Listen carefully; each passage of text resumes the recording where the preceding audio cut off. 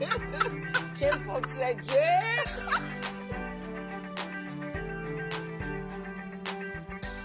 So welcome to Living Brave. Thank you for doing this with me. I'm going to do it. Yeah. So these are conversations about courage with people who I believe are living brave lives, who are inspiring me to be braver. And you're one of those people, so thank you. Really? So we'll start with that. All right. We're going to start with a couple of words that are really important to me and really important in my work. Okay. Definition for me. Vulnerability is? Being willing to express the truth, no matter what. The truth of who you are, the essence at your core of what you're feeling in any given moment. It's being able to open up your soul and let it flow so that other people can see their soul in yours. So this is the first question. I'm getting ready to start crying, so I don't know that this is good. Okay. Yeah. Give me an example from your life. Give me a specific thing that feels really vulnerable for you still, after all of your experience. What's still vulnerable for you? Not professionally or personally. Weight. Discussing weight, not having conquered the whole weight struggle, figuring out what to eat next, what not to eat. The whole balancing what it means to be a strong, powerful woman in the world, juxtaposed, trying to control what you're eating. Yeah, that's still a vulnerable space for me. So I think when people, because we've done work together, people ask me a lot of questions about you, and they tell me the stories they've made up about you. Oh, yeah, really? Yeah, and they're, and I have stories too, but I've gotten to know you a little bit. And I know how dangerous stories are that we tell ourselves and about other people, especially when we're in comparison. I think people see you as someone who is fearless, who has no more fear, who has conquered it all. What do people not know about you in terms of struggles still to be brave? Are there still some struggles you have about being brave with your life? I've worked on the disease to please a lot. And as you've heard me say, that in 1989, I had a really big breakthrough with that, reading Gary Zukav's book on intention. So I started literally living an intentional life where I don't make any decisions unless I think about what is my true, pure motivation for doing it. Because I do recognize the law of cause and effect that says the intention informs even the cause, so that before you have an action, there is a reason for you taking that action. And the reason for the action is what's going to actually show up in your life on the other end. That's what's going to come back to you, that intention. So that helped me a lot with the disease to please, because I was always giving. And then I was always so thrown when people would come back and ask for more. And I couldn't understand why they were asking for more. Well, people ask for more because your reason for giving it is so that they think that you're nice. That's your real intention. Well, they do think you're nice. Ooh, this is hard to hear. Keep going. They do think you're nice, and that is why they keep coming back. They come back because you're the nice one. You're going to say yes when even you mean no. So you're the person I'm going to call to go pick up my kids when I can't or don't want to, because you're going to say yes even if you don't want to do it. So that's why people keep coming back, when your intention is not really clear. So that took a lot of fear away from me. But at least for me, a clarity of intention helped me live a more fearless life. I love that. So what if your intention is, I want to lead a brave life and not disappoint anyone? You cannot live a brave life without disappointing some people. I know that in my heart, but it sounds really important when you say it. Live a brave life without disappointing some people. Okay. But those people who get disappointed, it's really okay. Yeah. Because the people who really care for you, the people who are rooting for your rise, will not be disappointed. The only people who are disappointed are people who have their own agenda. Yeah. And their agenda is not aligned with your agenda. And that's how I make myself brave. I say, well, the people who really care about you, who want you, who are rooting for your rise, those people who are rooting for your rise, they're going to be okay when you say no. So let me ask you this question that's related. Very tough in this world that can seem very unforgiving, critical, mean-spirited sometimes even. You shut yourself off from all the feedback, and it's dangerous because you need some of it and you need to stay open and connected.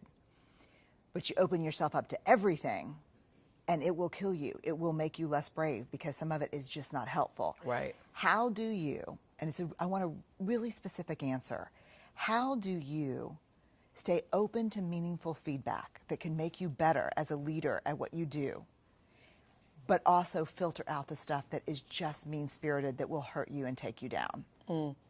Well, first of all, I never read any comments Okay.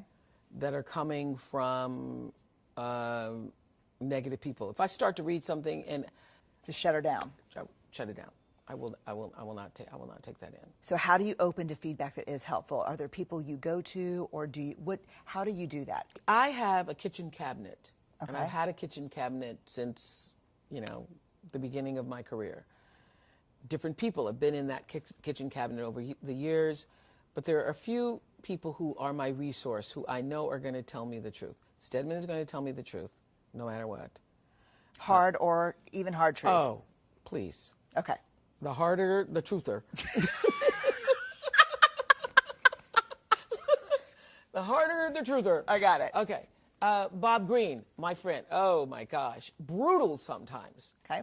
Brutal to the point of the reason why Bob Greene he's like my brother, but the reason why we remained friends over the years, he's the only person that's actually been so brutal with the truth he's made me cry, but is not afraid to tell me just the brutal truth. Okay.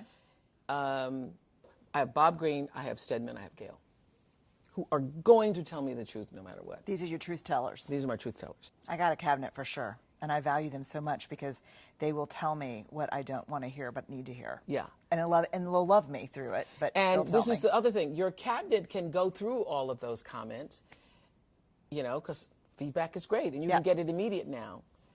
Your cabinet will go through, and they can share with you the things, even that are negative, but that are not mean-spirited. Yes. Yeah.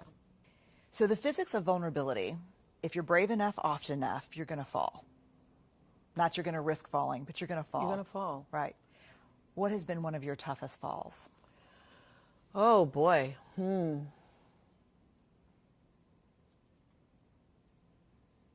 I would say starting out with this network was a tough fall. I'd come off the glory and the victory of 25 years of the Oprah show, and was trying to put together the pieces of building a network without the right pieces. I really was trusting other people's ideas about how to do it, and it wasn't until I had the good sense to bring in my own team of people whom I'd been working with for the past decade, that things start to actually fall into place for me. But that was a real bitter, talk about not reading comments. I had spent 25 years of, sometimes you get negative publicity, and certainly had the tabloids and all of that to deal with. But I had never dealt with what felt like vitriolic, look at you, you've fallen, you're not on top anymore, you're not as good as you think you are. All of that stuff that came in the media immediately after I ended the Oprah show and started the climb to build this network. That was a really, really tough time. Shame? I guess the word shame, would apply, because part of it was I was thinking, wow, I can't pull it together. I can't figure out what's going to work. And so part of the shame and embarrassment was not knowing what I didn't know. And coming from a place where... And coming from a place where I knew it like the back of my hand. Yeah. Like doing that show for 25 years Right. was as easy as breathing to me. Right. I literally could close my eyes, you could put me on the set, and I could stand there and talk to the audience. I just really, it just was as easy as breathing. So, yes, I had some serious come to Jesus talks with myself about it. And part of what I understood was happening, as I know how the world works, is the world is reflecting you back to you. So the negative speak, the sometimes vitriolic negative speak. I mean, people would have panels of discussions sitting up on shows talking about, you know, what had happened, what has happened to the Queen of the Talk. postmortem of the fall. The postmortem of the fall. So I saw one thing in, and I can't even remember the headline now because I was so like, I've got to dismiss it, but it was like, Oprah doesn't own herself anymore, or Oprah doesn't, and shamed me. That headline devastated me, shamed me so much. I said, I'm not going to look at anything else. I'm not going to, because I already know what I'm going through. I already know what it is. And it's happening because you also think all those things. Nobody's saying anything to you that you haven't felt yourself. Oh my God, you bought into the narrative. Yeah. And we're going to turn that narrative around. So I had David Zaslav actually said to me one day, this narrative changes today. We're changing this narrative. It's true. So yeah, that was a very difficult. That was a time that required a lot of courage, and not just courage to keep going, but courage to like, okay, what does this really mean? What is this really trying to say to me? You know, shame has two tapes: Never Good Enough and Who Do You Think You Are? Mm-hmm. When you're getting ready to do something brave in your life, what is the shame gremlin message that you have to be the most cautious about? The one that you have to say, I'm turning this down. I've lived with Who Do You Think You Are my whole life. And not from myself as much as what was reflected to me. Because who do you think you are? You're a little color girl, come from Mississippi. Who do you think you are? You're sitting up on national television. Who do you think you are that you can have? Who do you think you are that you can? So it's the who do you think you are. And what is your response to that? My response is, I used to fear hearing the term, who do you think you are? Or you must be pretty full of yourself. Big for your britches. Too big for your britches. Now I work at being full. I want to be so full, I am overflowing. So when you see me coming, it ought to make you proud. To borrow a line from Maya Angelou's Phenomenal Woman. When you see me coming, it ought to make you proud. And what you see is a woman so full, I'm overflowing with enough to share with everybody else. I'm going to own the fullness without ego, without arrogance, but with an amazing sense of gratitude that I've been born at a time where I am female on the planet, and I have the great pleasure and freedom to fill myself up. Amen. Amen. Amen. Amen to that. We're going to take a really sharp right turn. Mm-hmm. If you could put anything on a T-shirt, what would it be? It would be Love is the Cure. Love is the Cure. Love is the Cure. You have a soundtrack for your life. Tell me one song that would absolutely have to be on that soundtrack. Amazing Grace. Amazing Grace. Amazing Grace. Do you have a favorite version?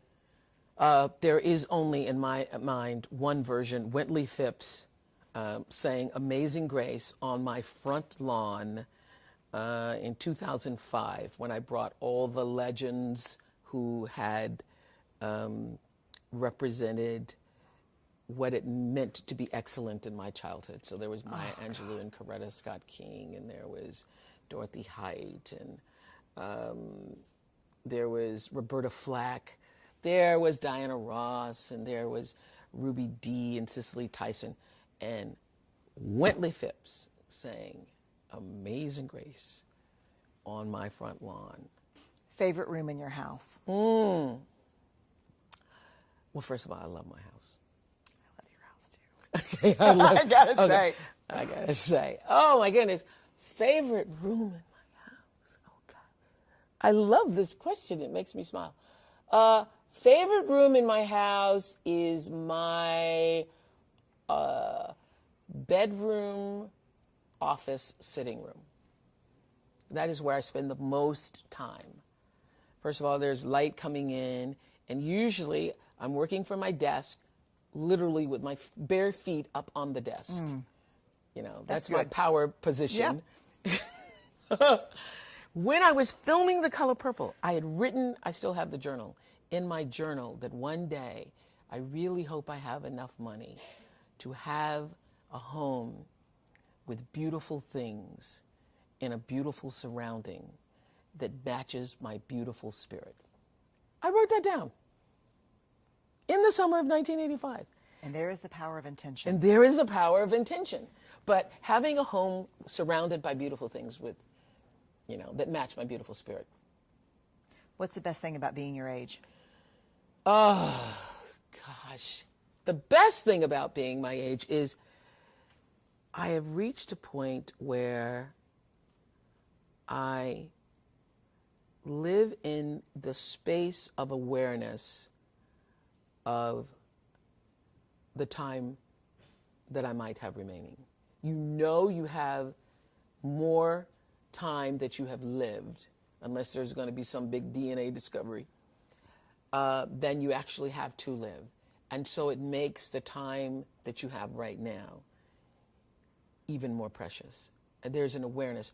And, you know, one of the great, great, great things about, for me, doing interviews all these years on The Oprah Show and on OWN, was that I got to learn from other people's mistakes. So I paid really close attention to the stories. That's powerful.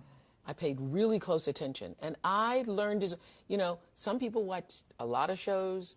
I think probably Gail watched more shows than anybody because she would watch every day and exercise. But she saw every single day. Yeah. I was there every day.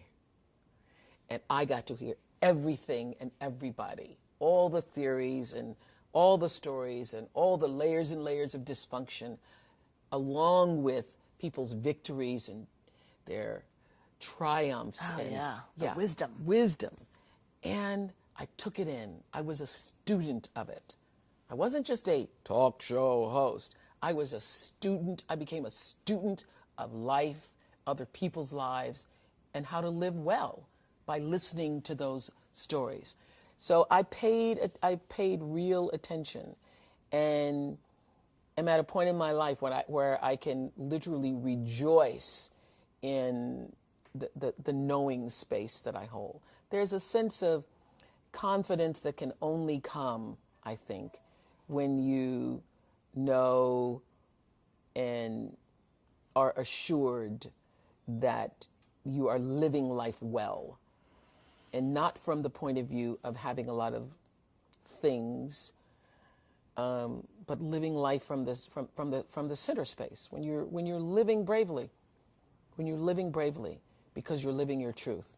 I mean, I really believe that we make up stories about other people's fearlessness, but there's not enough conversation about the falls and the hurt and the climb back up and the shame. And your show was one of the places where people had those conversations. Yeah, and it was during my show that I absolutely learned for sure, for myself, through other people's stories, that there really isn't any such thing as failure. And I could see the thread of, you know, courage that was required every time you fell down. I know. And I could also see that failure was just there to inform you to move in a different direction. It's just there to say, hey, not this way, over here, not over there, wrong place. And once I figured that out, it became easier to be braver. You know what I love about you, one of many things, but what I really love about you is if I had to describe you to someone, I would say above all else, you're both a teacher and a student. Me too. I wouldn't have thought of that, but that is absolutely the truth. You know, which I think I really actually believe all good teachers are the best students, like all good writers are good readers usually. But it's weird almost how you straddle that tension. Like you have so much to impart, but you are one of the most curious people I've ever met in my life. Thank you. So you are both a student and a teacher. Yeah. Thank you for being brave with your life. Thank you. Really. Thank you. You make me braver, and you make the world a braver place.